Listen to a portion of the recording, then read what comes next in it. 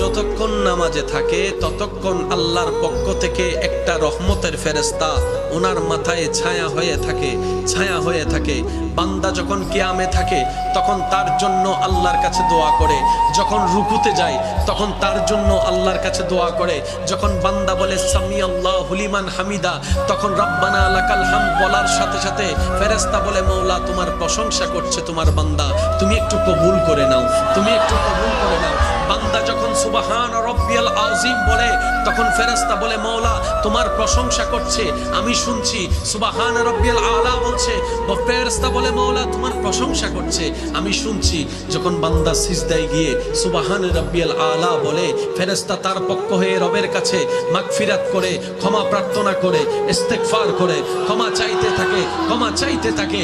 আল্লাহ তাআলা ওই ফেরেশতার দোয়ার বদলতে ওই নামাজির গুনাহকে মাফ করে দিতে থাকেন।